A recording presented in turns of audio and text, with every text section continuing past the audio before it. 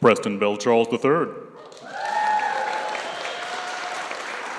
Good evening, everybody. This is Marcellus Harris. And this is Dave Levy. And welcome to True Theater Season 16. True Theater is Cincinnati's longest-running storytelling event with a mission to build community through the sharing of true personal stories. So if that's your thing, you're in the right place. We'd love to give a huge shout out to everyone here at Memorial Hall, the staff and volunteers for always making everything so smooth for us, running our shows, and making us feel welcome. This will be our 9th year here. It's crazy. Are you counting lockdown? This will be our 7.5 year here. Crazy. But thank you. We love it here. Memorial Hall. Shout out as well to NKU's student-run media team, NorseMedia, for their contribution to the live stream that enables our friends at home to enjoy tonight's stories too. And once again, we have Cincinnati State and their ASL interpreter program, and Dawn Caudill providing the ASL interpreting for our show tonight, all season long. Thank you, Dawn. Thank you, Cincinnati State. And even with all this generosity, it helps us out tremendously when a sponsor comes along to help with additional financial support. And for trueTATTOO, we are so grateful to have the 2025 Best of Cincinnati Tattoo and Piercing Shop, Madisonville's Soul Rage Tattoo, to serve as that sponsor. And you know, I have to tell you, I've been on the fence about getting a tattoo for years.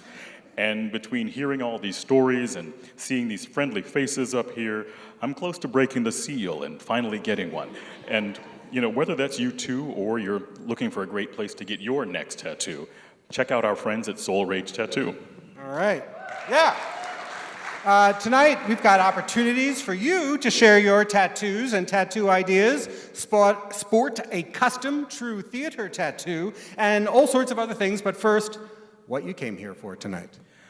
Now, as we prepared for this evening, we discovered a few things. Tattoos represent much more than the colors and designs that you see. They're medals, souvenirs, badges of honor, memorials, reminders, rewards, outlets for expression, outlets for pain, and sometimes just plain fun. We also found that a lot of the stories behind them, they skew dark. We don't want to worry you by providing trigger warnings, and we've sometimes been told that we overdo it with them, but topics of depression, violence, loss, and self-harm are touched upon tonight, not in graphic detail, but they do come up.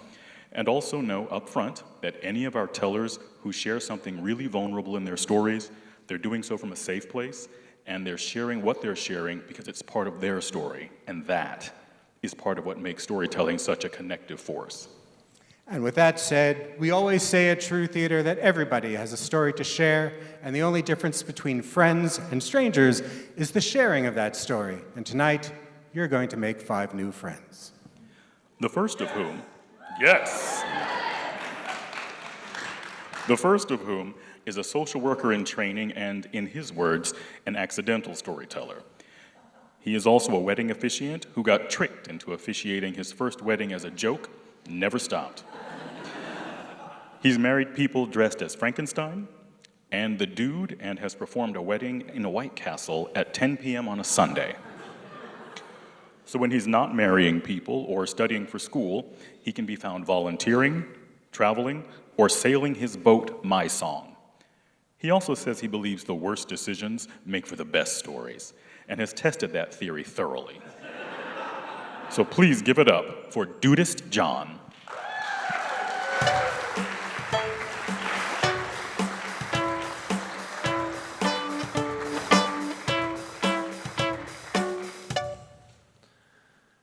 So, my first idea for a tattoo came in 1994, when my mom told me, if you ever get a tattoo, I'm gonna kick you out of my house. If your parent's telling a teenager that they're not allowed to do something and then threatening them is the wrong way to go about it. And that told my 18-year-old self, who thought rebellion was cool, that that is exactly what I should do. So my first idea for a tattoo was a Smurf dancing on the word mom with a beer in one hand and a bong in the other. Because nothing says I'm my own man like stamping cartoons on my body. Thankfully, one of my friends told me, they stopped me and they said, "John, that is stupid." So I do not have a Smurf tattoo. But I still wanted one. And I thought about it, and I realized that tattoos last a lot longer than 2 years. So I was going to have a 2-year rule. I had to want a tattoo for at least 2 years before I allowed myself to get it. And I've had a lot of stupid tattoo ideas. In 1999, I was a bouncer at a bar in Orlando, and I met a man who made the most beautiful Celtic jewelry. And he made a necklace for me with an emblem on it that he had seen in a book on a trip to Ireland, and it was just amazing. And that was my identity at that point, you know, working in an Irish bar. And I had a redheaded girlfriend, and let me tell you about redheads. Redheads are my heroine. I know they're bad for me, and I will do stupid things to get my fix. So my redheaded girlfriend telling me that she loved this emblem was all I needed to decide I wanted that tattooed on my shoulder blade. But the 2-year rule sang in my head, and about a year later, Celtic knots and tribal bands became all the rage. Suddenly, my meaningful art was a frat logo. And the 2-year rule saved me from joining bro culture. Catherine and I are still friends, and she still occasionally teases me about that. Then around 2021, my son got his first tattoo. And I was like, that's what I should do, father-son tattoos. So together we came up with this brilliant idea. I was going to get Darth Vader's head on my ankle with the words, "I am your father." And he was going to get Luke's head on his ankle with, "No!" I thought it was brilliant. And I could even imagine, you know, us figuring out ways to slip our ankles into family photos. But then, 2-year rule, I decided I don't want Darth Vader's head on my body. As fun as that idea is, it's still Darth Vader's head on my body. So, no Darth Vader tattoo. In late 2022, I became deeply depressed. I knew something was wrong, but I didn't know what to do about it. I had a moment where I was laying in bed watching my then girlfriend of 5 years get ready for work, and I remember watching her and thinking, she deserves better than this. If you don't get your shit together, you're gonna lose her. So I came up with a plan to fix myself, figure out what was wrong, and get it done. And I was too embarrassed to tell anyone, but I started reading all the books and doing all the things. And in this period, I saw a tattoo of Mr. Rogers. And it said, "Everyone has someone special that loved us into being." And that was her. She had loved me for 5 years and all the stupid shit I had done, and got me to this place where I could heal and start this journey. So I decided I was going to get a Mr. Rogers tattoo, but I didn't know what I wanted. I wanted something of my own. So we went to this tattoo convention looking for inspiration, and there we decided together that we were going to get our next tattoos because she had several together. And then shortly after that, I found out she had been lying to me about another man. I felt like the only person who had ever loved me and understood me had betrayed me. Then it got worse, and she went and got her tattoo by herself. And we were supposed to be working things out, and we had a trip planned to Costa Rica. Costa Rica was our place. We had been 4 times before. Our favorite restaurant in the world, Cafe Rojo, was there. And everyone knew us by name, and the manager waited on us personally. And shortly before the trip, she backed out. And I was fairly certain the other man was involved. So I started calling and texting, and I even posted on Facebook, anybody want a free trip to Costa Rica? Because it had all been paid for. And I remember thinking to myself, you can ruin our relationship, but you don't get to ruin Costa Rica. And nobody wanted to go. So I was facing going alone, and my buddy Pickleball Pete called me about 2 weeks before I was supposed to leave. Now let me tell you about Pickleball Pete. He retired early and is living the RV life in Arizona. And he says, John, I really want to go on this trip with you. I just got to make sure I can get free. And I said, Pete, you live in a van and play pickleball all day. You don't have anything better to do. And he laughed, and Pete was in. And then the very next day, my buddy, What About Bob, called. And What About Bob lives up to his namesake. He is definitely an anxious individual. And he said, I've had a passport for years. I want to go. I've never been out of the country. He had all these things and a little coaxing. I was like, Pete, come on, Pete, or Bob, come on, Pete and I are going, and it'll be great. And we talked Bob into it. And then 3 days later, my friend Rolf called. And Rolf is Colombian. And he says, when are you going? I tell him, and he says, I think I'm going to fly down for the weekend. And I said, Rolf, nobody flies to Costa Rica for the weekend. And he says, you do not tell me what to do. I can do whatever I want. Rolf ended up staying a week. And then about 5 days before I was supposed to leave, my friend Rowdy stopped me. Rowdy said, I've been listening to you guys plan this trip, and you're going to have such an amazing time. I really want to go. And Rowdy was in. In the space of about a week and a half, I went from going by myself to having 4 of my friends to go with me. And even though Pete was the only one that got the free ticket, they all came. And when we got off the plane, we were standing at baggage claim, and I told them, I said, guys, this is going to be a really hard trip for me.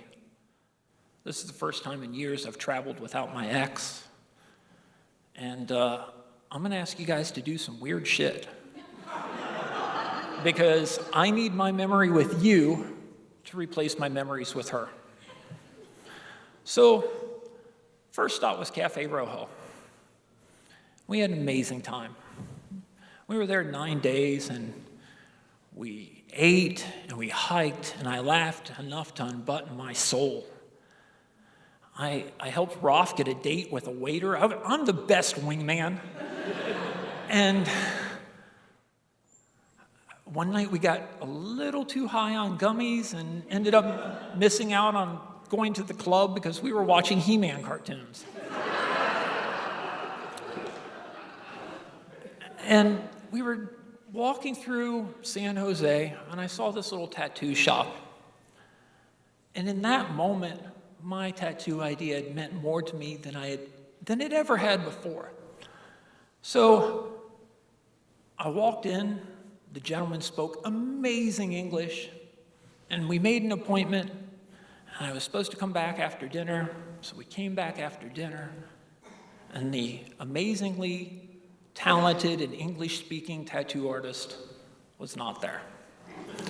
In his place was a gentleman, literally half my size, who spoke no English. Now, my Spanish is enthusiastic, but very unhelpful. And I was trying to explain to him what I wanted. I was like, cardigan, corazon, amabal, valiente, and he's nodding his head like he understood what was going on.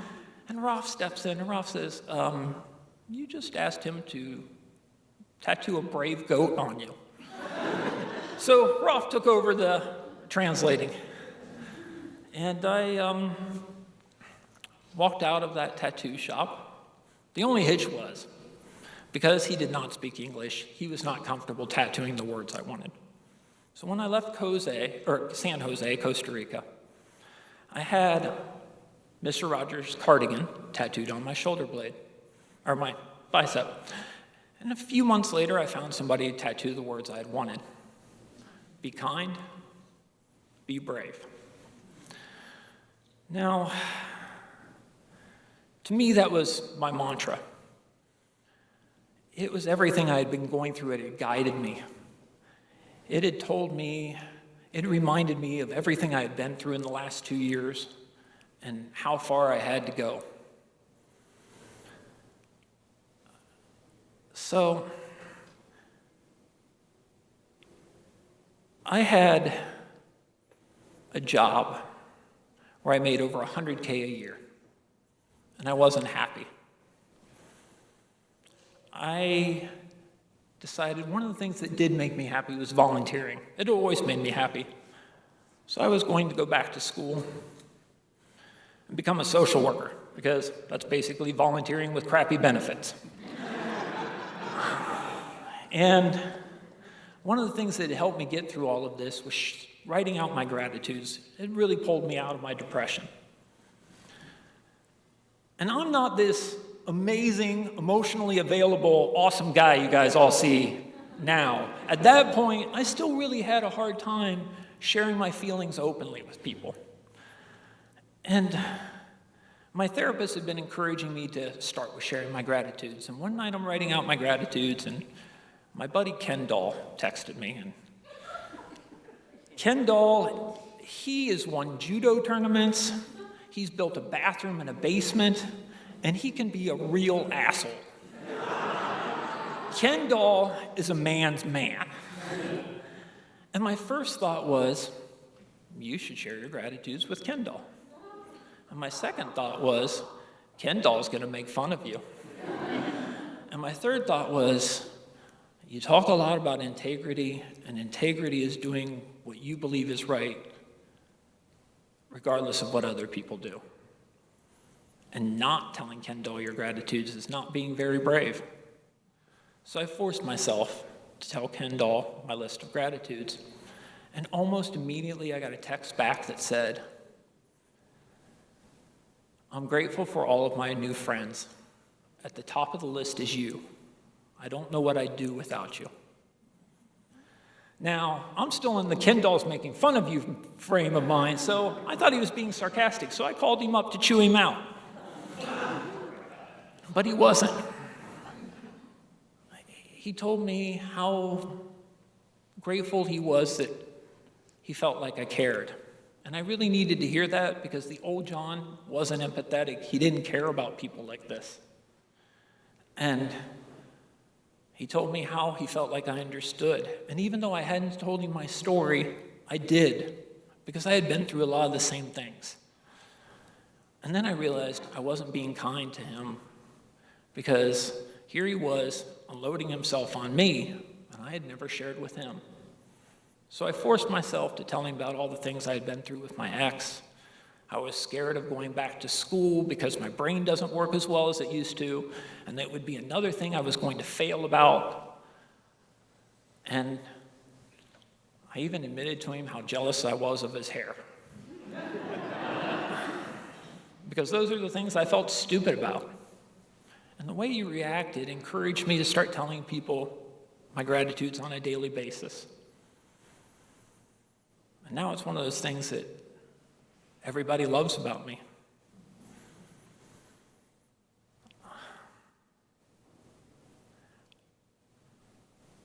I truly believe that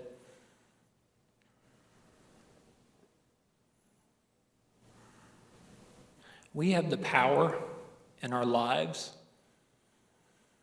to make every experience an ordeal or an adventure. And I'm going to make the rest of my life an amazing adventure. Sometimes, I'm going to end my story tonight the same way I do every night. Today I'm grateful for my ex, because for 5 years she did love me. And she got me to a place where I could heal and helped me realize I needed to do it for myself. I'm grateful for my friend Jo, who's over there somewhere, because she is my Betty White. Playing Cards Against Humanity with her is the only antidepressant I need. I'm grateful for my son Ruben, because even after everything we went through, he still loves me, and that proves to me I can fix things. Today, I'm grateful for my son Stephen, because he really did not want to be here, and this is definitely the longest he has ever paid attention to me. Today, I'm grateful for the opportunity to share my gratitudes with so many people at once, and that means I'm grateful for you. Be kind, be brave.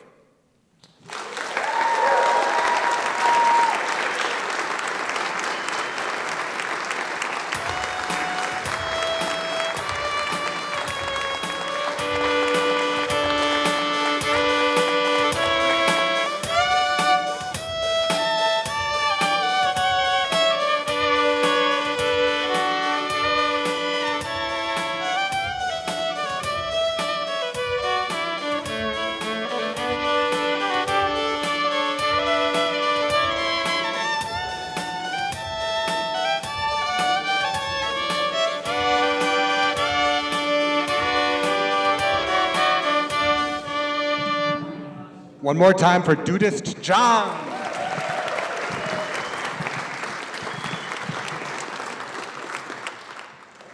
Keep it going for DudeistJon. Thank you. I couldn't have, I can't do it without this. Give it up again for DudeistJon. Applause, applause. Okay, our next storyteller tonight is a stand-up comedian. A survivor of the troubled teen industry, a collector of vibrant colors, and a non-binary sex worker. Yes, you heard that right, a collector of vibrant colors. They received a degree in women's, gender, and sexuality studies from Miami University in 2018 and has published research in that area. They have also become an advocate for fellow survivors of the troubled teen industry. Please welcome Seelie Prince.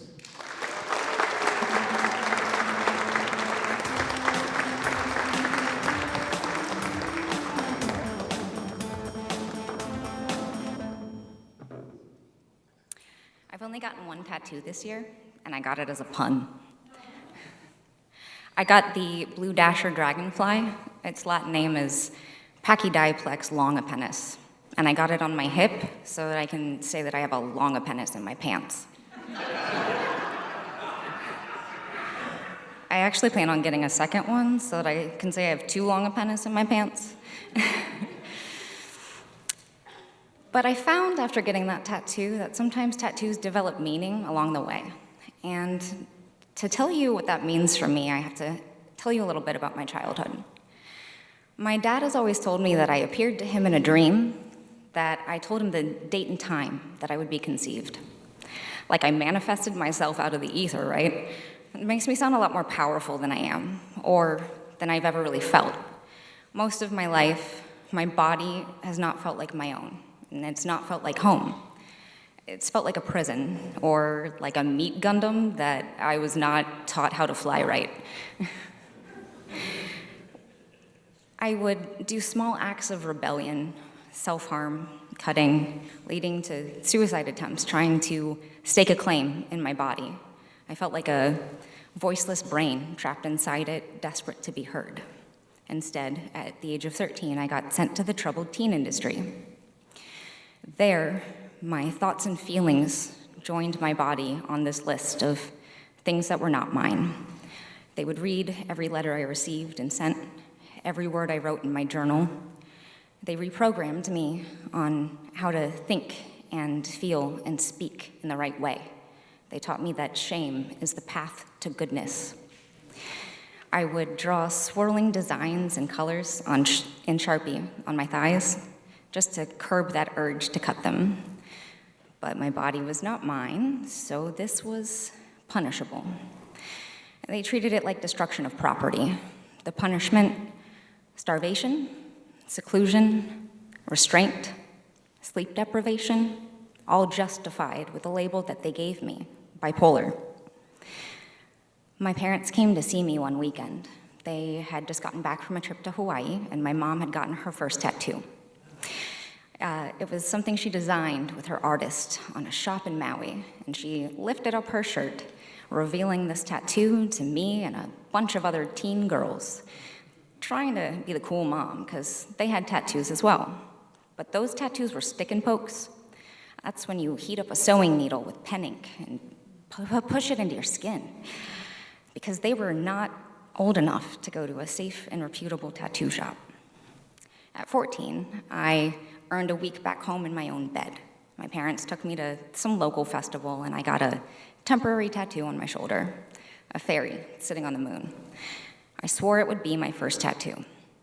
But at 18, I went for something a little bit more reasonable. Shop minimum price, 2 small designs, Leo and Virgo. I'm a Virgo sun with Leo moon and rising, and for those of you who don't follow astrology, it's basically the same thing as being bipolar. I was trying to reclaim the shame in that label that they gave me. But at 18, I was also put under a conservatorship. Legally, my body was not mine now. I didn't have a say on whether or not I wanted to have kids. I didn't have a say in the medications that I had to take, or the weight that they were making me gain. That was my responsibility, though. I was still allowed to do one thing: get tattoos. I treated the tattoos like art on prison walls. And as I earned a few more designs here and there, time went by and I earned the rights back to my body. I was earning my degree as well. In 2018, in the final semester of my degree, I read the book Hunger by Roxane Gay. In that first chapter, she consults for gastric bypass surgery, and she talks about every bite of food building her body bigger, stronger, a fortress against the outside world after childhood trauma. I'd started consulting for gastric sleeve surgery myself by that point. The first time I consulted, I was 295 pounds. At 28, when I found the right surgeon, I was given the choice. Was I willing to do anything to lose the weight? The shame? The prison? Would I have this surgery, go under the knife, and let them open me up just to be heard? I said yes. And I did it, and the world opened up around me. Suddenly, doctors were thinking, maybe you're not bipolar. I got diagnosed with complex PTSD, fibromyalgia, endometriosis, PCOS, scoliosis. They were taking me seriously, finally. But as I shrunk, the world around me was growing, and so did my dating options. As I shrunk, so did my sense of safety. I promised myself that I would never date somebody who could not love my bigger body too. I made myself a lot of promises that required growth to understand, and I was shrinking so fast, so much faster when I met Dan. More than anything, Dan is what taught me the most about loss. I remember one time we were sitting at a bar, and I asked him, which of your exes would you least like to see walk in the door right now? He smirked, he finished his drink, and he said, my dead wife.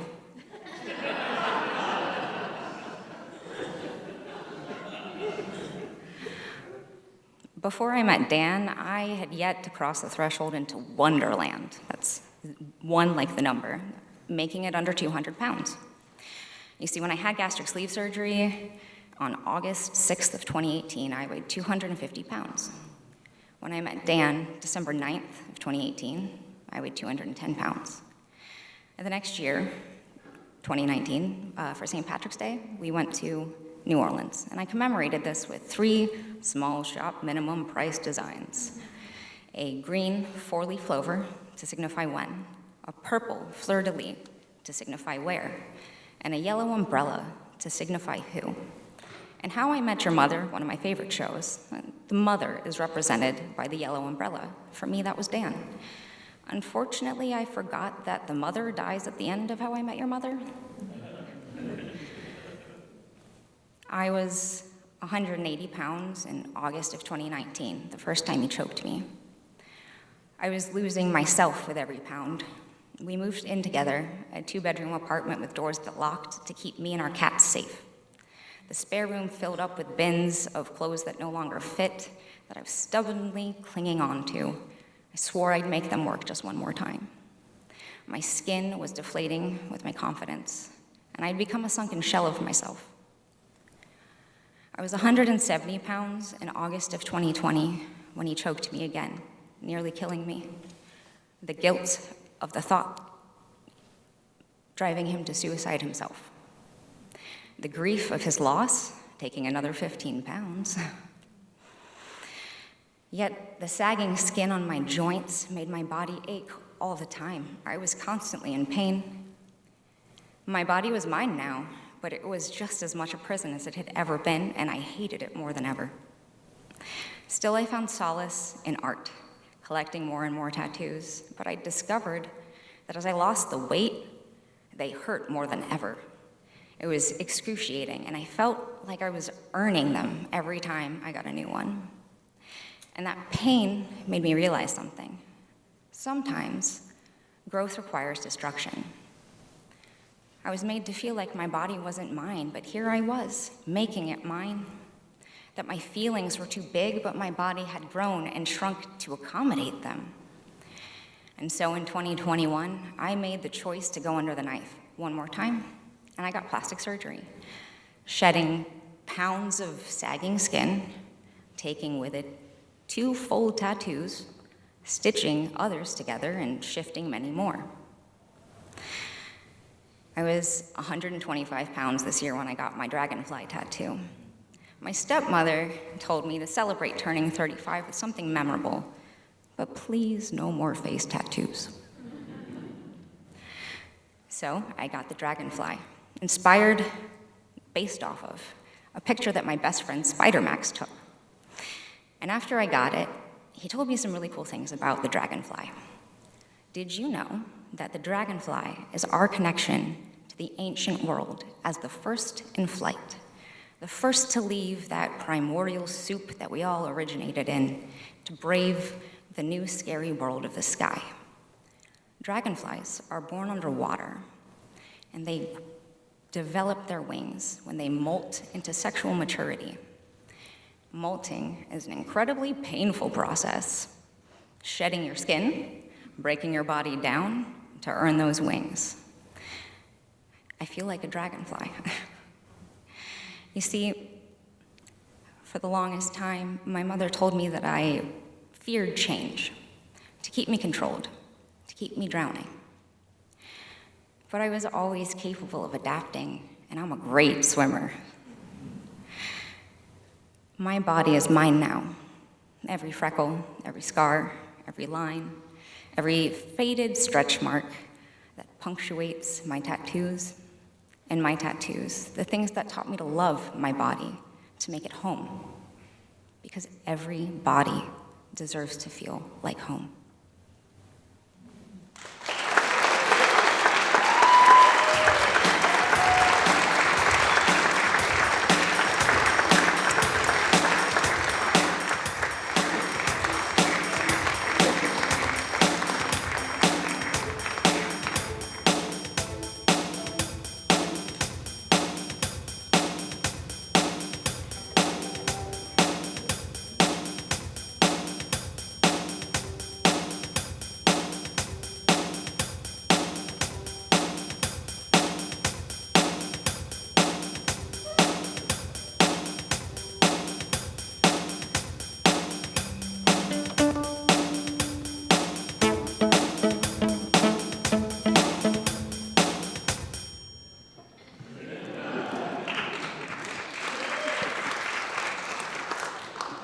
Okay, one more time for Seelie.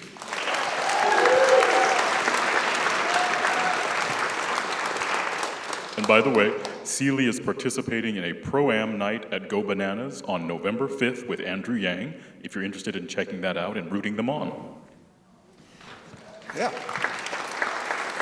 And now some announcements sponsored by Soul Rage Tattoo. Hey, if you think tattoo stories are a great idea, you'll want to know what else we have in store for you the rest of this season. In January, we're back here with True Love, and we put the quotes around love because we're specifically looking for stories about non-romantic love, whether that's a love of a family member, friend, neighbor, an activity, a deity, the world, your car, or community, or whatever. We're looking for those stories for our next show.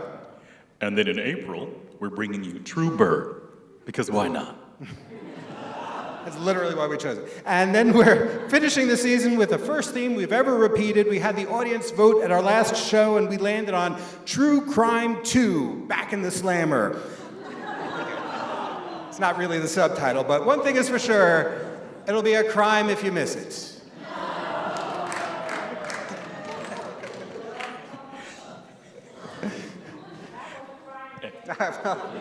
It's good to hear you.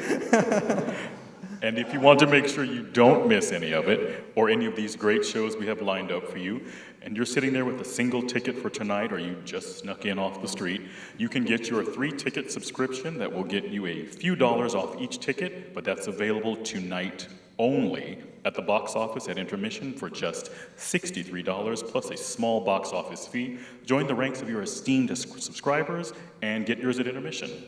And speaking of intermission, which is coming up after our next storyteller, there are a few things that you can do, all centered around the t-shirt table just over in that general area right outside this room. Yeah, you can buy t-shirts. We're taking bets on the first size we sell out of. I think there's only one large and one medium to go, but we have a lot of extra larges. Marcellus, would you say that we have a plethora of extra larges? What? Would you say that we have a plethora of extra larges? A plethora? Yes, would you say that we have a plethora of extra large t-shirts? Wait, are you three amigosing me? Would you say that we have a plethora of extra large t-shirts left? Oh yeah, we've got a plethora. Marcellus, Yes, what David. is a plethora? Why, David? Well, you just told me that we had a plethora, and I would like to know if you know what a plethora is. I would not like to think that a person would tell someone that they had a plethora and find out that that person had no idea what it means to have a plethora. I'm gonna need it, thank you. Forgive me, David. I know that I, Marcellus, do not have your superior intellect and education. Although I say that only because it's in this script. But could it be that once again you are angry at something else and you're just looking to take it out on me? And scene. Thank you all. Yes, that was from Three Amigos. Thank you. So we have a lot of extra larges left. A plethora. And also, you will find little forms where you can fill in what tattoo you would get if you got one tomorrow, and we'll read some of those from the stage in the second half of the evening. And also, our friend and photographer, Jeff Severe, who's running around taking pictures tonight, will also be on hand to take a photo of your tattoo, if you don't mind us posting a gallery of tattoos with yours in it after the show. And we'll have a clipboard where you can provide your social media handle, and we can even tag you when we post it. And if you don't have a tattoo of your own, we have one you can apply one of ours. Yes, it's the True Theater logo temporary tattoo. Be the envy of your neighbors, but don't take my word for it. Take it from a recipient. I just love mine. And since I've applied it, nothing terrible has happened to me. Didn't you put that on right before the show? And nothing terrible has happened to me. So you too can get yours and get it photographed over by the t-shirt table. And from the total group of you who have gotten your photo taken, whether of your tattoo or ours, or provided their contact information on the clipboard, or who have filled in their the what would you get in your next tattoo form and have them read from stage, we're going to pick a random 5 of you basically to give a nobody has these yet True Theater mug. That's right. I don't even have one. And imagine the pride you'll feel when drinking coffee out of one of those. Now, if any of that is unclear to you because David insists on trying to make everything funny, one of our volunteers can talk you through it at the t-shirt table during intermission. And now back to our show. So you don't want to mention donations? Now, You don't want to mention that we're a 501(c) nonprofit and that we're all volunteers and that donations are a large part of how we can afford to produce our shows in the historic Memorial Hall and continue to keep the live stream of this show for free and invest in some merch like those great t-shirts, including the plethora of extra large ones we have, etc. well, we were just sharing information about what people can do at intermission, and someone can make a donation at any time, by visiting the donations link at the top of our website at trueTATTOO.org. How do they spell theater? The fancy way, ending in R-E. Also, the fancy way ending in R-E. It says it right here, just in case I didn't get help from the audience. Or you could text TRUE16. That's TRUE16. Because it's our 16th season. Yes, TRUE16 to the number 44321 and click the link that comes back, and it's all self-explanatory from there. But you don't want to say any of that. No, they just want to hear another story. Then another story it shall be. Our next storyteller tonight is a Marine veteran, husband, and dad who believes most lessons worth learning come wrapped in a bit of chaos. He and his wife, Rima, share a busy, love-filled home with their blended family of 6 children. By day, he works as a banker, where he tries to make sense of strategy and structure. By night, he performs with Improv Cincinnati, where he gladly throws structure and strategy out the window. He spent years navigating discipline, love, and the art of finding humor in hard things, as you will likely infer from his story. Please welcome Jason Curfiss.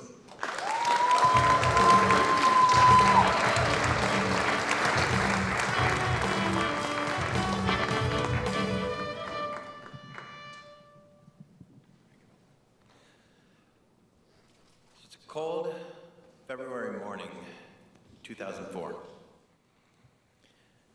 I'm sitting in my car, shaking.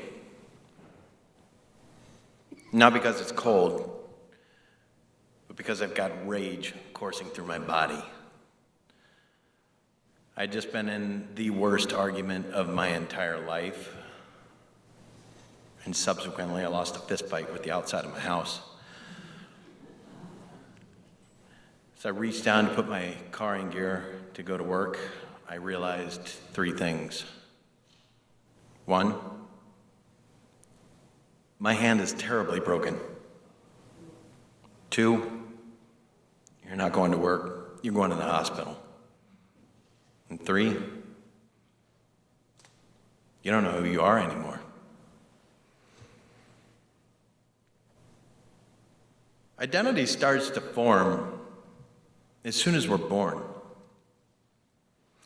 My mother held me for the first time and looked at me, and I looked back at her, and I became me.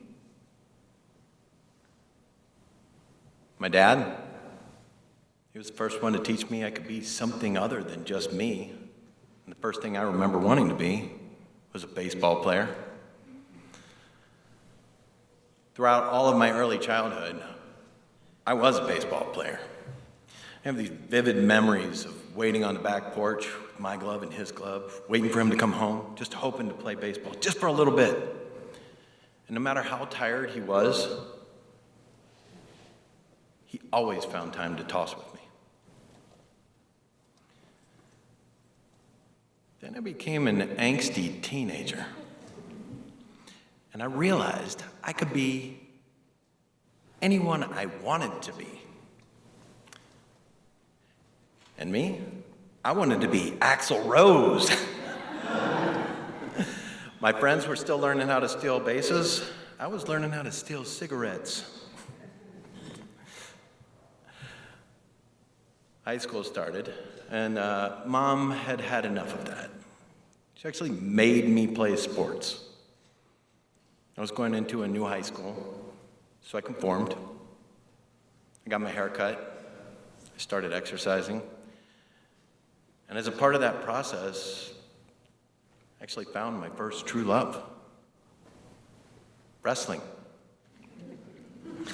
Now, wrestling is a lonely and hard sport. Those kids run away from it. I ran towards it. It rewards grit and determination. and I worked hard. And I became good. Throughout all of my high school, I was a wrestler. And then high school ended. I started college, went to classes, but I found myself a wrestler without a mat. I still had that wrestling mentality, but no place to channel it. And then I'm at home late one night doing homework, and I get a call. Pick up the phone, and I hear, "Jason, Marine Corps Sergeant Grant. I'd like to talk to you about an opportunity." Most of my friends, they hung up right away. Me, it was like I was struck by lightning. This is what I wanted. This is what I needed. I didn't even let him get a sales pitch out of his mouth. Said, "When do I sign and when do I leave?" That summer, I left for Marine Corps boot camp. And 13 hellacious weeks later, I marched across that parade deck, a man, forged in steel, a United States Marine. Hoorah! I had an identity.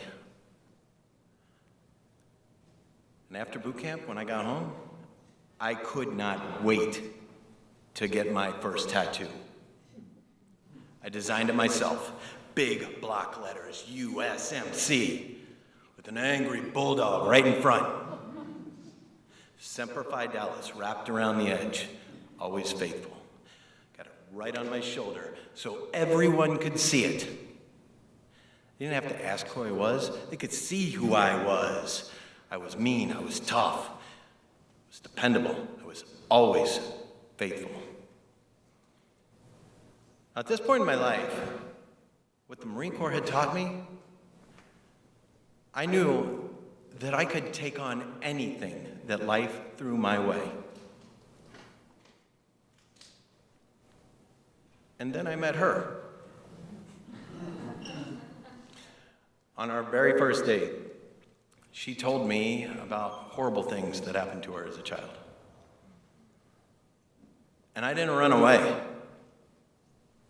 I looked at it as a challenge, because I knew with hard work, determination, perseverance, that I could show her what a good life was going to be like. I could show her what a good family could be.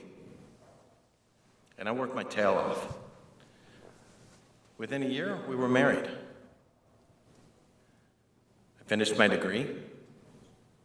We had 2 kids. I started my career. We built a house together. Within 7 years, we had done it. We were living the American dream. And it was a dream that I desperately needed to be woken up from.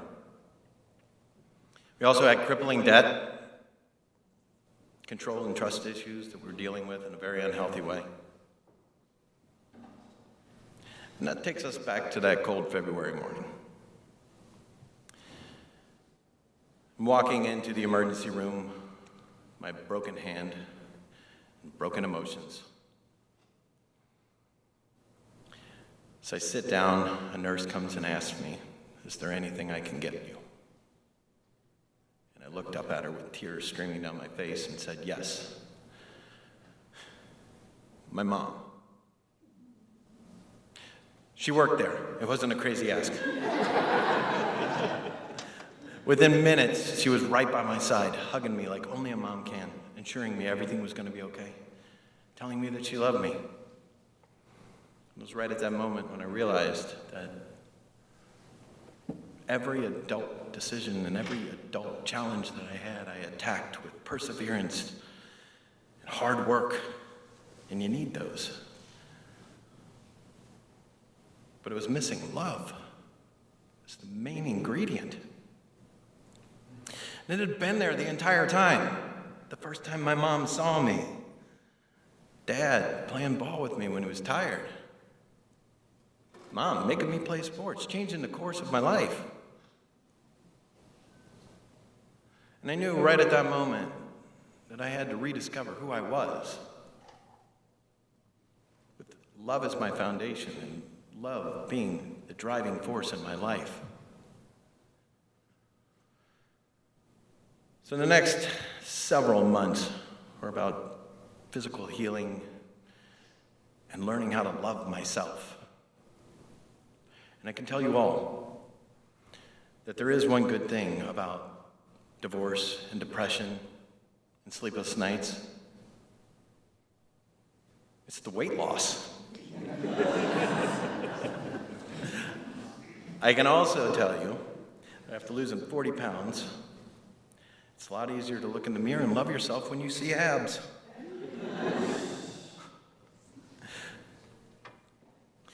At the same time, I'm learning how to love myself again.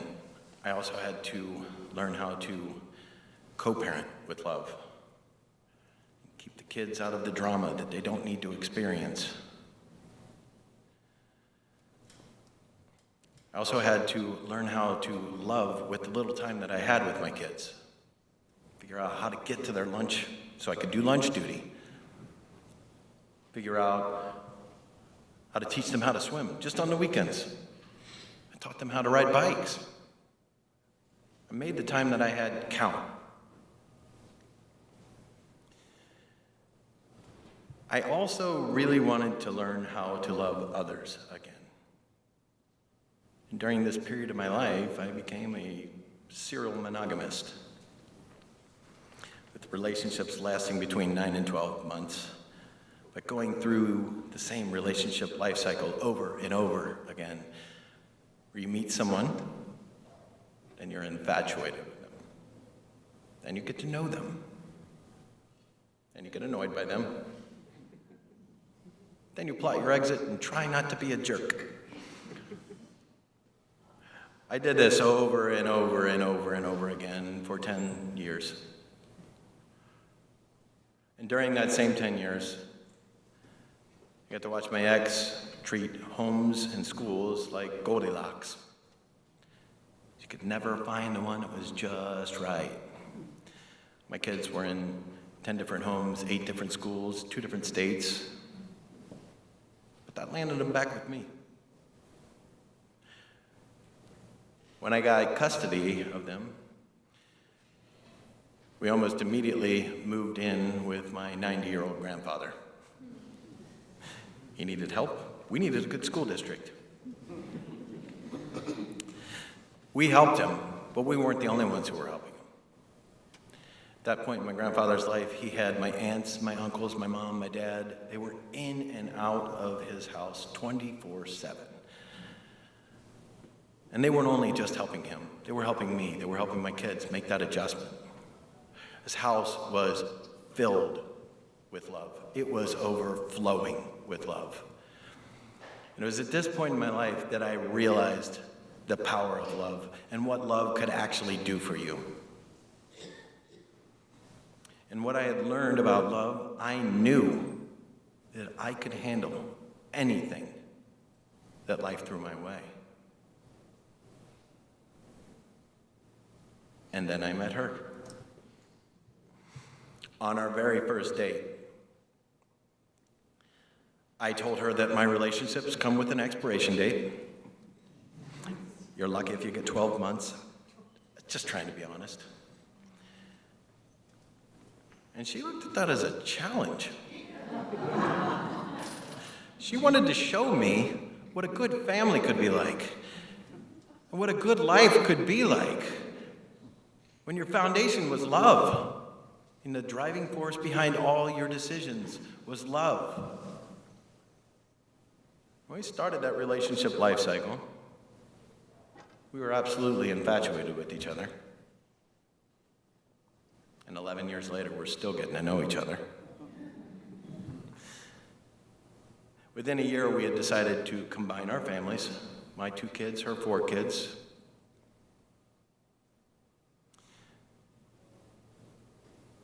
Grandpa had passed away, and we decided to move everyone in to that house that was filled with love. and fill it with a new love. We did get married. And then after we got married, I could not wait to get my second tattoo. I designed it myself. It was flowing letters. My name, Jason. Her name, Rima. Connected with love.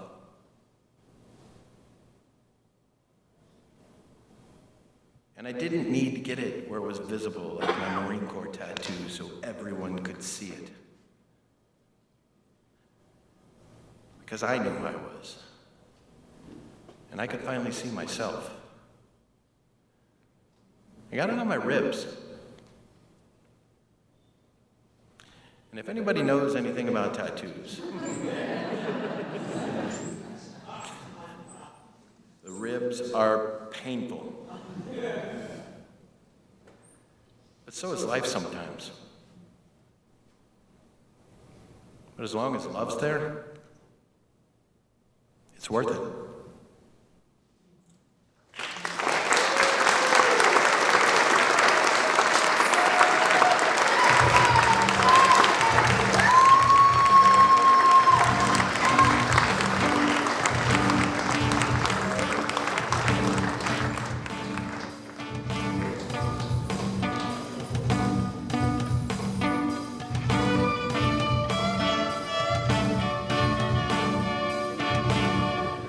One more time for Jason. Hey, we're going to take a 15-20-minute break and come back with two more great storytellers. Stretch your legs, get a drink, use the bathroom, buy a t-shirt, buy a subscription, get your photo taken of your tattoo or ours, fill out the little form, or just sit there. We'll see you after the break.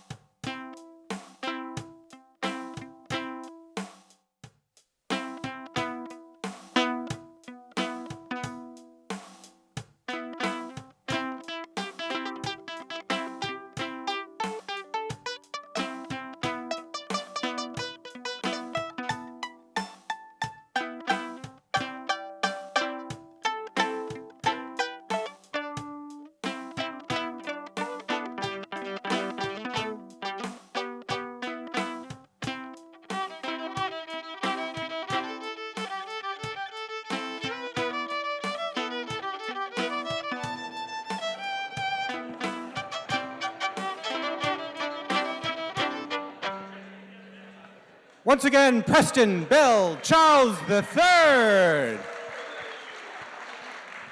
You know, Preston is a man of many talents. In addition to playing his violin, which he does at gigs, open mics, and street corners all around town, he teaches violin, he drives for his father's funeral home, he takes care of his 3 kids, gardens, and if he could squeeze anything else into his schedule, he even makes documentaries with Arts Wave grants. You can, yeah, incredible. You can see these and keep up with him on YouTube, Instagram, Facebook, SoundCloud, CincyMusic.com, Reverb Nation, everywhere there are places to follow people. Follow him there, but don't follow him home. That would be creepy. Hey, Dave, how come we never say anything about Dawn? That's a great question, Marcellus. But I only thought of that question in time to write it into the script as a reminder to get some more information before the next show, so we can say great things about her too, like how she's interpreted for many famous people, like Ruth Bader Ginsburg, and also likes spicy food. More on her at the next show. He stepped on my line again. Yeah, I did do that, yeah. We'll get you next time, Don. But even without a bio, she exudes impressiveness, doesn't she? Yeah, she does. Dawn Caudill. All right, so how about we give out a couple of mugs real quick? Cool. For their next tattoo ideas or people who got their tattoos photographed at intermission?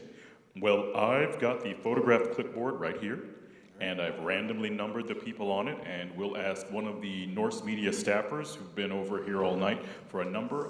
Camilo, give us a number between 1 and 9. 6. All right, 6. We heard 6. Jill Afholter. All right, cool. You can stay seated. Hold on. Okay, and Dakota, I need another number. 5. George, I can't read the rest of that. Someone named George. Duclair, Duchesne? Duchesne. Duchesne, all right. All right. Great. We'll be up here right after the show, and if the two of you just approach the stage, we'll hand you your mugs at that time.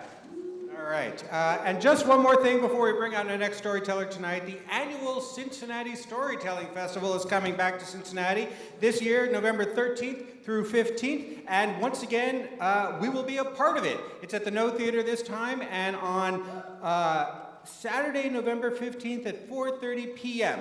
We will get a 1-hour time slot in which we will reprise the stories of 4 storytellers from our last season. It's always a great turnout, a great time, and the stories will probably be slightly updated for our currency, so it's going to be a really cool thing to check out. Also, the whole 3-day festival is a blast. They have local talent, in from out of town talent, telling stories of all types, with events for kids and some just for adults and everything in between, which is, I guess, something appropriate for kids and adults.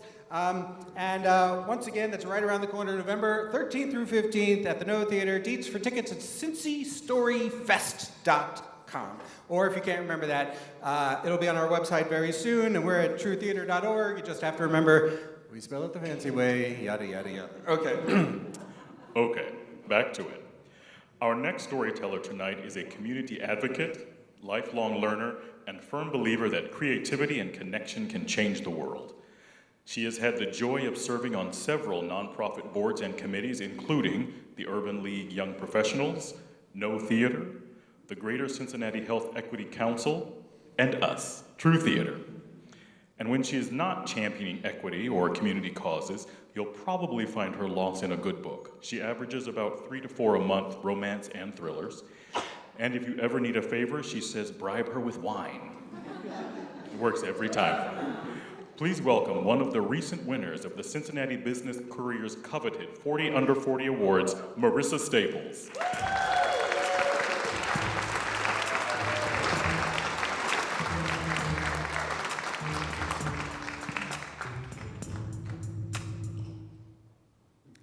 You know, I've always had anger issues. When I was a little girl, it showed through my attitude. The way I would say things, I would say slick stuff under my breath. I would throw things around my room. It was a lot of clenched fists and shaking all the time. My mother is a therapist, so she got me into writing, into journaling, trying to figure out how to channel these emotions. Where were they coming from? What was the source? What was the solution? Sometimes it worked, sometimes it didn't. I tried to put it into sports, basketball mainly, but I just ended up fouling out every game, so that didn't work either. And then when I got older, I learned about tattoos.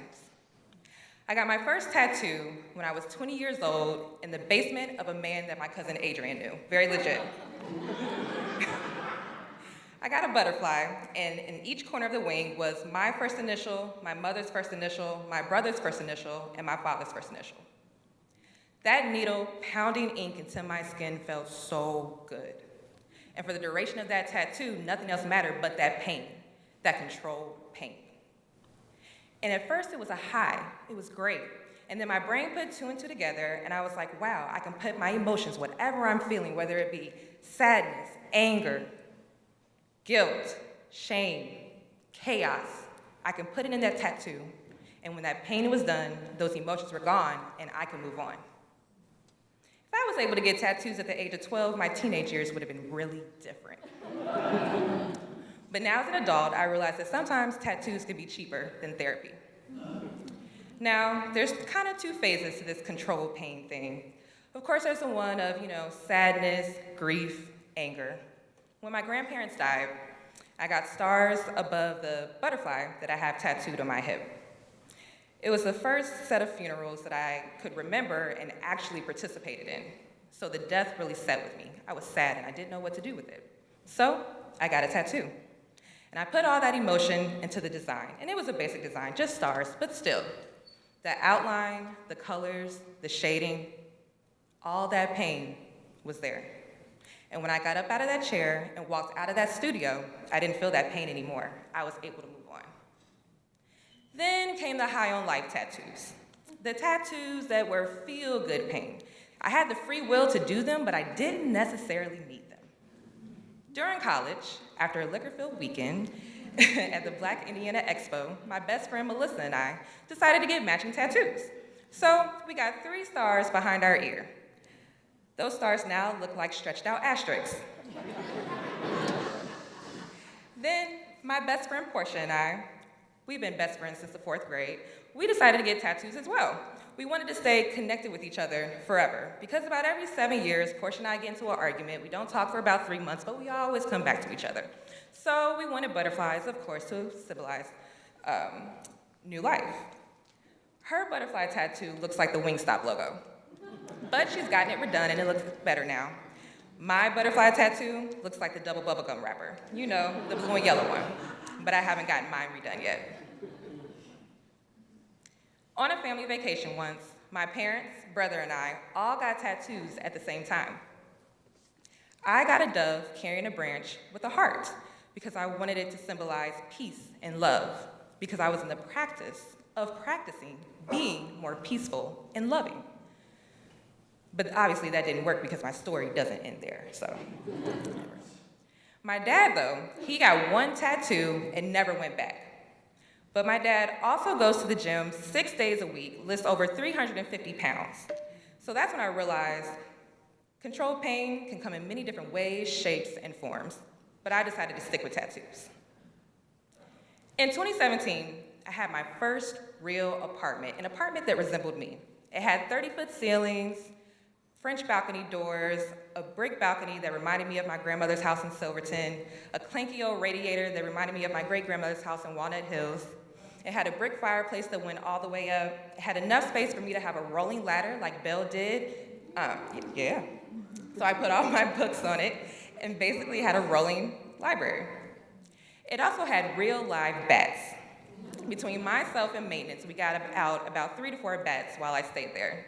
But it was my home, my sanctuary.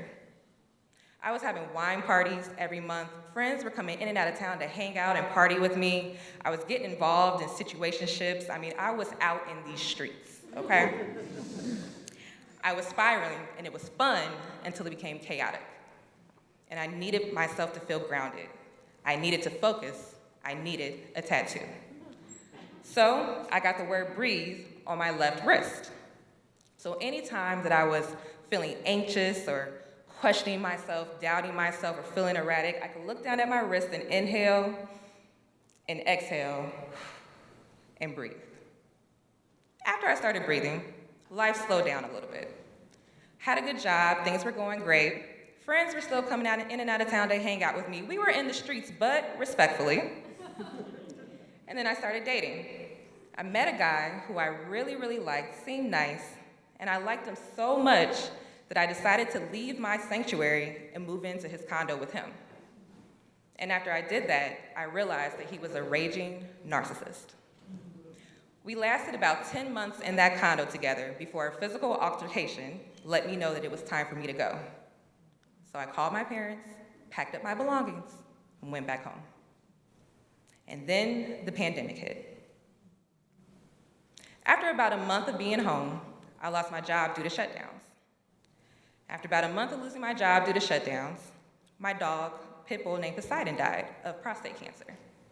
I didn't even know dogs could get prostate cancer. And I know what you're probably thinking, where the hell did a dog come into this story? Where has he been the entire time?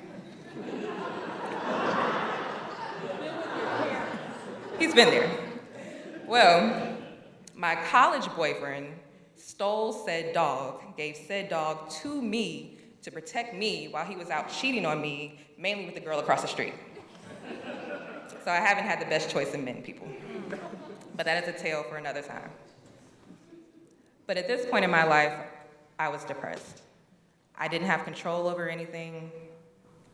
I was sad, I was lonely, I was crying all the time. I was pandemic drinking, which is a different type of drinking. It's messy, it's sloppy, it's scary. My parents didn't know what to do with me, but I knew what to do. I had to get a tattoo. And I timed them out just right. I would get one tattoo and I would feel really good for about a week and a half. The sun would be shining, my cheeks wouldn't have any tears on them, I was optimistic, I was positive, I felt really good, I felt great. And then one day I would wake up and I would slip right back down into that darkness. So I'd make a tattoo appointment. I got my self-published poetry book, Love Carousel, on my left thigh. I got Be Brave on my right thigh. On the back of my right thigh, I got one of my lines from my favorite poet, R.H. Sin, in his book, Whiskey, Words, and a Shovel. And it says, "She burned flames and drowned oceans, because nothing else was gonna take me down after this." I got the words right on my right wrist, but it's spelled W-R-I-T-E on, so I can be like right on, but also right on, you know.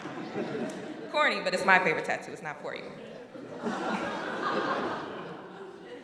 I also got a cross on the back of my neck because I wanted to keep God first. But I got it in a place where I can't see it, so again, the decisions I make are not always that great. But after about 5 tattoos in a 2-month span, I was finally ready to take control of my life again. I was ready to move forward. I was ready for that power. And after the pandemic, I was in a pretty good space. I learned to lean into my passions of community programming and helping people. I got really involved in the arts sector. I got involved in creating safe spaces for Black people and resources for young professionals. I got more into my spirituality with my church, St. Andrew's Episcopal Church, and the Episcopal Diocese. I was doing really well. It was nice to put my energy, my time, my talent, my resources into organizations and events and programming where I was able to express myself. And all of a sudden, tattoos weren't a necessity for me anymore. I honestly have not had a tattoo since the pandemic. And then at the end of 2023, my grandmother died, my Granny. And that crazy lady was my heart. She was an old, fiery woman. She would curse you out, but tell you she loved you all in the same sentence. And every time it brought me joy.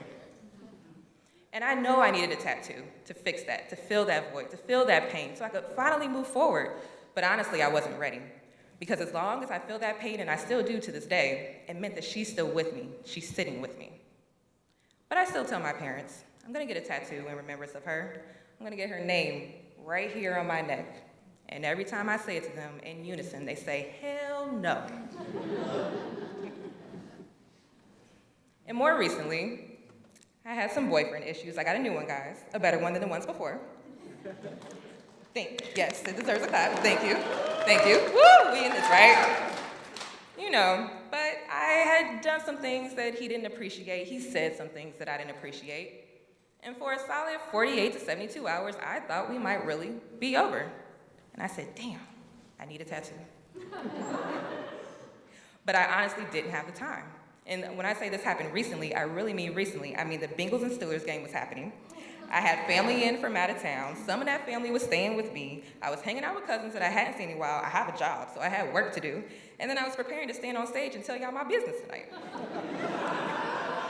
So I didn't have time. But what I did have time for was communication. I did have time to hear his point of view, he heard mine, and we were able to work through it. So we good, y'all. But another thing that recently happened, my mother sent me a text, and she said, it's time. We need to get a tattoo to remember Granny, to remember my mother. But Marissa, it will not be on your damn neck. You know, tattoos have always been more than just art or decoration for me.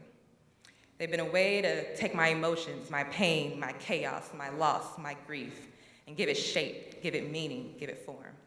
When I'm sitting in that chair and I feel that burn, it allows me to process my emotions for that time, and then when the tattoo is over, I'm able to get up and move on. Yes, it's pain that brought me to get those tattoos, but every time I look at them, all I see is triumph. My tattoos are for healing. Thank you.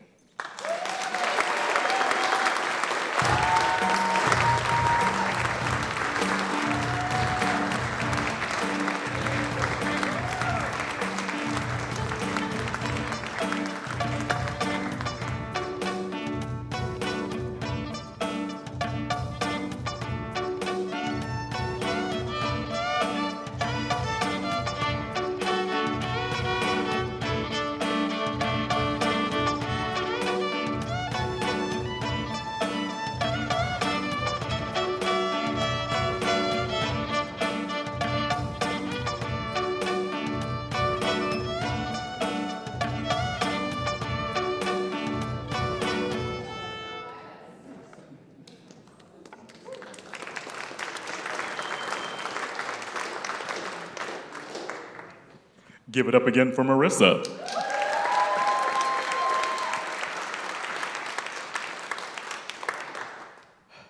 Okay, so apparently Dave was getting tired when he wrote this part of the script and goes through 3 sides pretty quickly. Follow us on the socials. We're at trueTATTOO in most places. Just remember we spell theater the fancy way, ending in R-E.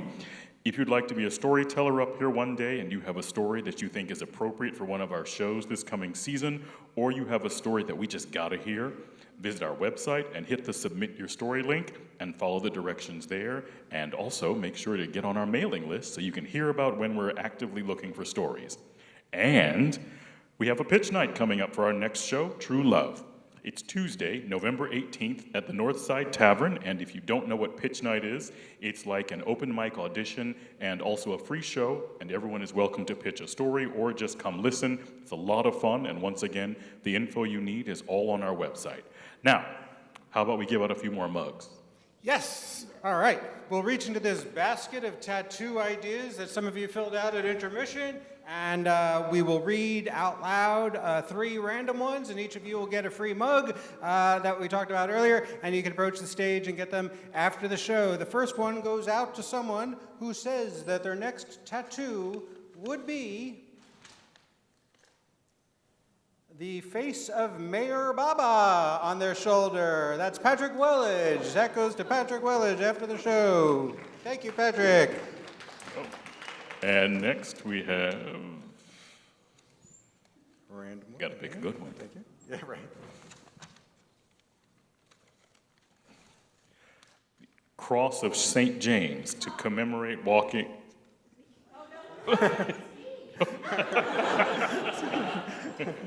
Well, congratulations. Is that the Camino? Yeah. Yes. Geraldine, that's cool. All right. And our third one's a for Geraldine. All right. And the last one here is going to have their tattoo idea read in just a second. It's broccoli by Tess.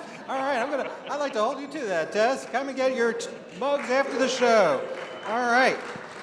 Fun. Thanks everybody for participating. We hope you like your mugs, and you should know we had a great time reading all the entries backstage, and we encourage you all to get those tattoos. And while you're at it, get them at our friend's place at Soul Rage Tattoo in Madisonville. Check them out. Cool. All right. Our final storyteller tonight is an actor, singer, songwriter, playwright, and altogether creative spirit who was born and raised right here in Cincinnati. Please give it up for Ryan Vaughn.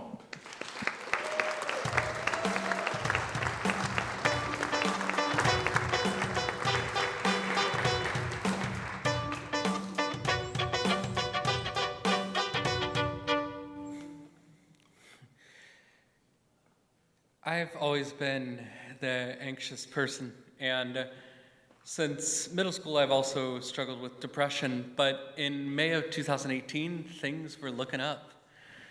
I was at the end of a tumultuous year as an elementary school educator, but I had just landed a position at the leading and largest pediatric psychiatric facility in the entire United States.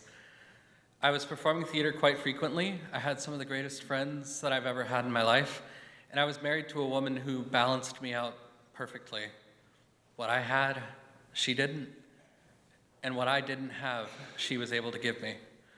One of the first things that my wife and I had talked about actually on our first date was that we both always had longed to be parents. And so in May of 2018, when she told me that she was pregnant, we were on cloud 9. We quickly booked the first prenatal appointment, at which they told us that because my wife and I both struggled with diabetes, and because I'm adopted and don't know my biological father's medical history, there could be some bumpy roads ahead. But we didn't cling on to that. We clung on to hope and love and pushed forward.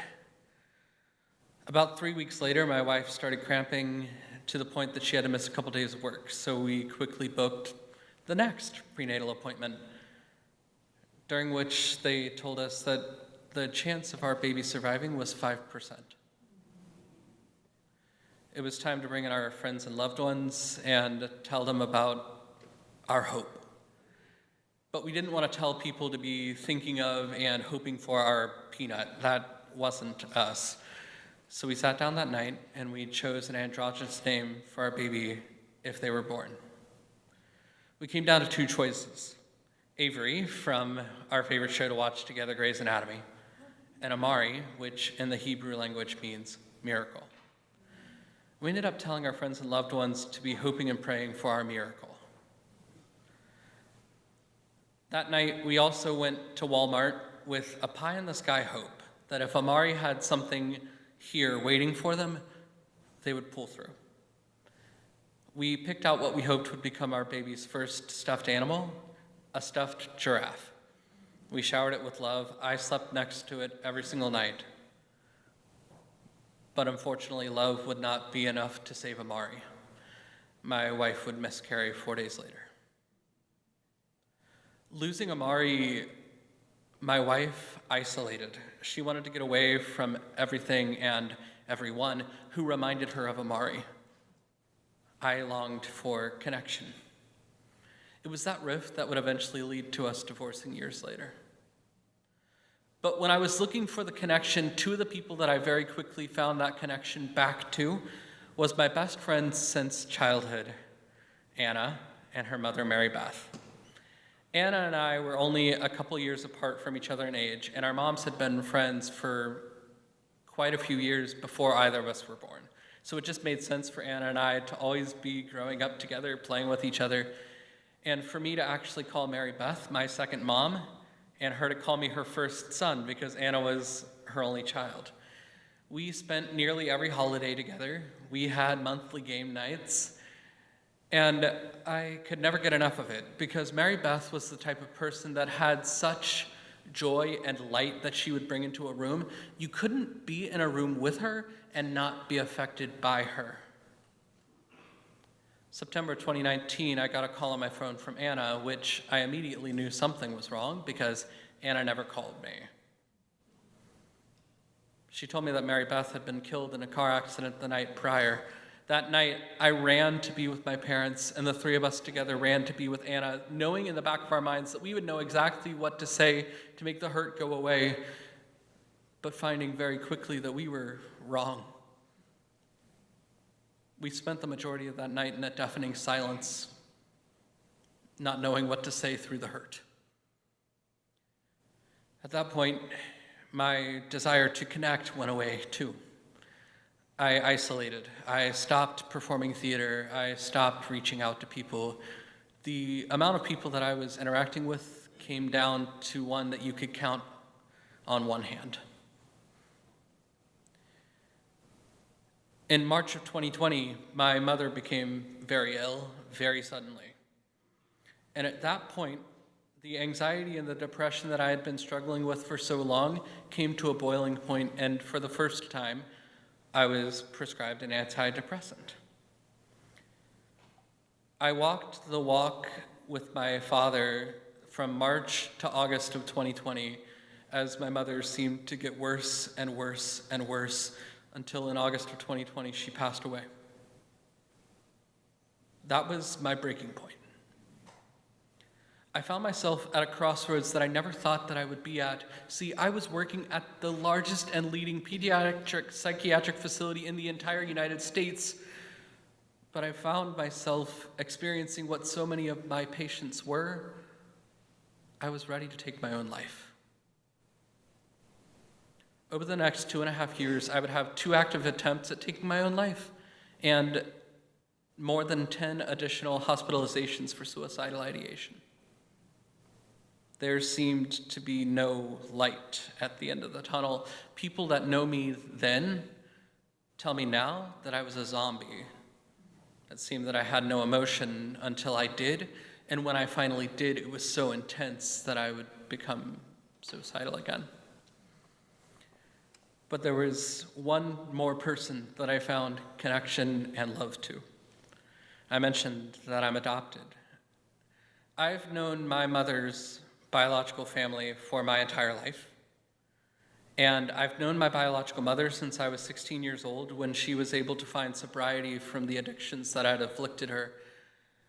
It took me some time, but in my 20s, I was able to foster a really loving relationship with her. for which I became extremely grateful when I was fighting these demons, because one night, when the suicidal ideation creeped in, I had a thought. I wonder if she would know what to tell me. So I texted her.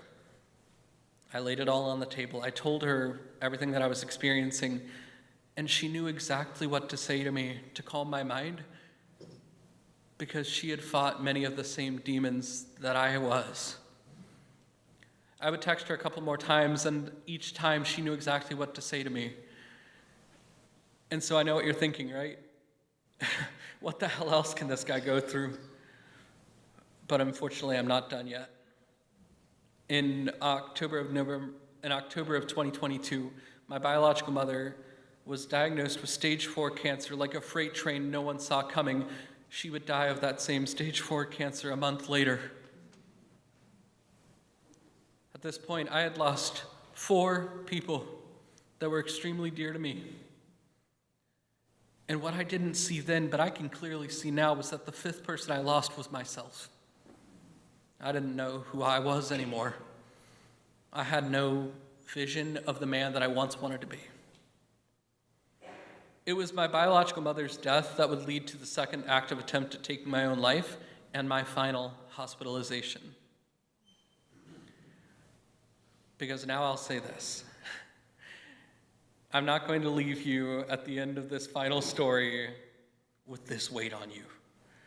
Because during that final hospitalization, I had a psychiatrist who finally cracked the code. See, what was happening was every time that I would become suicidal, they would prescribe more medications, the very side effect of which was suicidal ideation. The more medication they gave, the more suicidal I became. It was a vicious cycle. And finally, someone had cracked the code and prescribed for me to immediately go off of every single psychiatric medication cold turkey. I did, and through 3 days of pure hell, I went through withdrawal. But after that, for the first time in 2.5 years, I breathed. I could see that light at the end of the tunnel. I was able to see an example of who I wanted to pull myself out of this muck to become, and I was able to find my passion again. Before all of this happened, I had been performing in theater for close to 20 years, and I came back into theater in a way I never thought I would. I became a playwright. My monologues, plays, and scenes have been performed here in Cincinnati, in Fort Thomas, Kentucky, in Evanston, Illinois, on the campus of Northwestern University, and virtually worldwide. I've also become a singer-songwriter performing locally, and for the first time since 2019 now, I'm starting to build myself back into the Cincinnati theater scene. To say that those years were hell on earth would be an understatement. And I know what you're thinking. I'm gonna read your mind one more time, all right? What the hell does all this have to do with tattoos? Let me show you. My first tattoo I ever got. A father and child giraffe side by side, just as it should be. My second tattoo. This means hurt, grief, love, and longing. This means healing. This means that I fought the hardest fight that I've ever fought, and I came out stronger on the other side. This means that my story wasn't over, and it's still not. And these 3, they were just for fun. And isn't that just life, right? Love, longing, grief, hurt, healing, strength, power, and when we remember to allow ourselves to have it, just a little bit of fun. Coming out of that, I am so proud of the story that I get to share now, of the strength that I found. And I could not be happier that I still have Amari's love, my healing, my reminder to have a little bit of fun, and the giraffe that I actually still sleep with every night to this very day, next to me, to remind me of who I am, the strength I have, and that a parent's love never ends.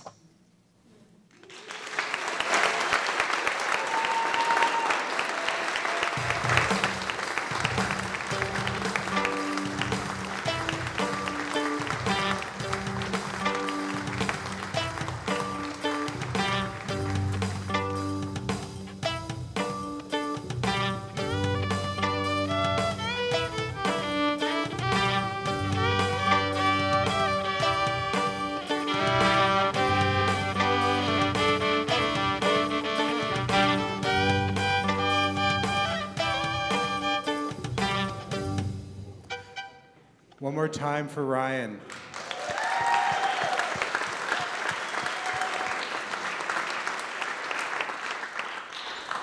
And another round for all of our stories tonight. Ryan, John, Seelie, Jason, and Marisa. Preston Bell, Charles III. Dawn Caudill and Cincinnati State. Soul Rage Tattoo. Memorial Hall, NorseMedia, NKU Scripps, Howard's Theater for Civic Engagement. Whew. All these people listed up here, all of you out there, we always say it takes two people to share a story, one to tell it, and another to open their hearts and listen. And tonight, you've done just that. Whether we see you next in November at the Cincinnati Storytelling Festival, or at our pitch night for True Love, or back here in January for our next show, or you walk up to the stage to claim your mug right after the show, until next we see you, Be true.